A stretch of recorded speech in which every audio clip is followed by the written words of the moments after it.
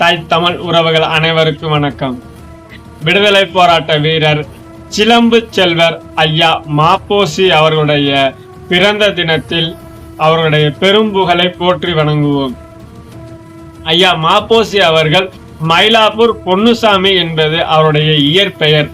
அவரை சுருக்கமாக ம.பொ.சி. என்று அனைவராலும் அழைக்கப்பட்டார். ஐயா ம.பொ.சி. அவர்கள் இந்திய சுதந்திர போராட்டத்தில் வெள்ளையனே வெளியேறு இயக்கங்களில் போராடி சிறை சென்ற ஒரு மகத்தான தலைவர். ஐயா ம.பொ.சி. அவர்கள் தமிழ்நாட்டில் வரலாற்றில் மிக முக்கியமாக கருதக்கூடிய ஒரு மாமனிதர். தமிழ்நாட்டிற்கு தமிழ்நாடு என்று பெயர் வைப்பதற்கு முதன்மை காரணமாக முதல் குரலாக இருந்தவர் ஐயா ம.பொ.சி. அவர்கள். அன்றைய காலகட்டத்தில் சென்னை மாகாணமாகவும் மெட்ராஸ் ஸ்டேட்டாகவும் இருந்த சென்னை ஆந்திர தலைவர்கள் அனைவரும் சென்னை மாகாணம் எங்களுடையது என்றெல்லாம் முழக்கத்தை முன்வைத்தார்கள். ஐயா ம.பொ.சி. அவர்கள் என் தலையை கொடுத்தேனும் தலைநகரை மீட்பேன் என்று வீர முழக்கத்தை முன்வைத்து போராடினார். அதுபோல முருகனின் 6 படை வீடுகளில் ஒன்றாக இருக்கக்கூடிய திருத்தணியும் திருப்பதியும் தமிழ்நாட்டைச் சேர்ந்ததாக இருந்தது. அப்பொழுதும் ஐயா அவர்கள் மிகப்பெரிய போராட்டத்தின் மூலியமாக நமக்கு திருத்தணியை பெற்றுத்தந்த பெருமையும் ஐயாவுக்கே சாரும். அதுபோல கன்னியாகுமரி பகுதியில் செங்கோட்டை என்ற பகுதியையும் தமிழ்நாட்டிற்கு பெற்றுத்தந்த பெருமையும் ஐயா ம.பொ.சி. அவர்களே சாரும்.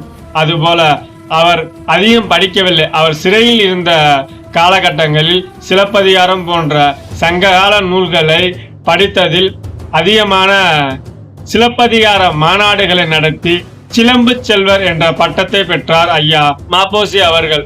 தமிழ் மீதும் தமிழ் இலக்கணம் மீதும் கொண்ட பற்றின் காரணமாக தமிழரசு கழகம் என்று இயற்றி தமிழர்களை ஒருங்கிணைத்தார்.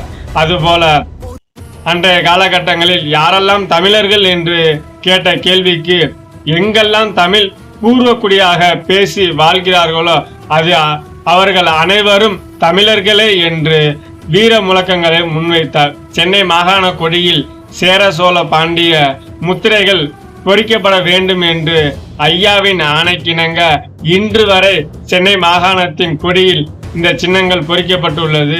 மிக சிறப்பு வாய்ந்தது. இது போன்ற பல எண்ணற்ற சிறப்புகளை ஐயா அவர்கள் செய்துள்ளார்கள். தனது இறுதி நாட்கள் வரை தமிழ் தேசியத்தையும் தமிழ் இலக்கணத்தையும் தனது இரு கண்களாக கொண்டு வாழ்ந்த ஒரு மகத்தான தலைவர் ஐயா ம.பொ.சி. அவர்கள். அவருடைய இந்த பிறந்த தினத்தில் அவரை பற்றி அனைவரும் தெரிந்து கொள்வோம். நன்றி, வணக்கம். சின்னம் விவசாயி, ஓட்டு பாருங்க ஓட்ட, அப்புறம் பாருங்க நாட்டை.